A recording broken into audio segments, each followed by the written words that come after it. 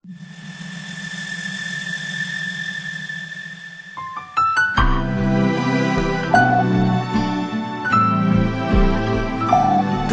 günün kutlu olsun, al bu canım senin olsun.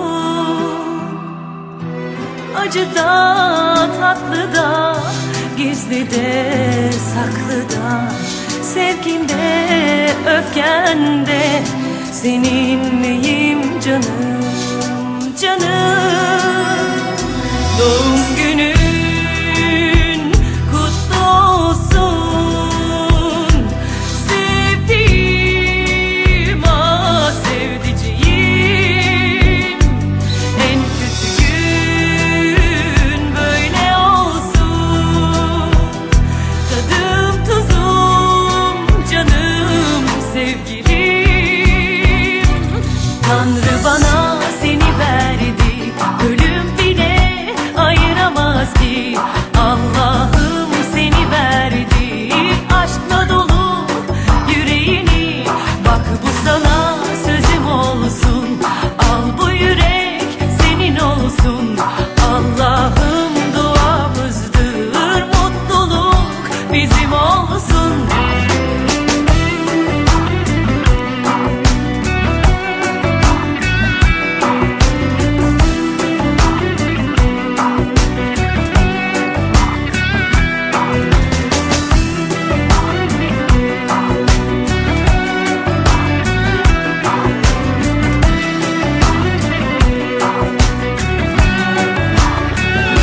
Doğum günün kutlu olsun,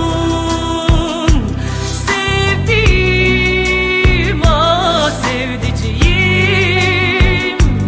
En kötü gün böyle olsun, tadım tuzum, canım sevgilim.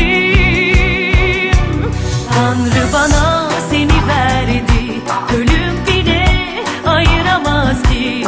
Allah'ım seni verdi, aşkla dolu yüreğini. Bak bu sana sözüm olsun, al bu yürek senin olsun. Allah'ım duamızdır, mutluluk bizim olsun. Tanrı bana seni verdi, ölüm bile ayıramaz ki. Allah'ım seni verdi, aşkla dolu yüreğini.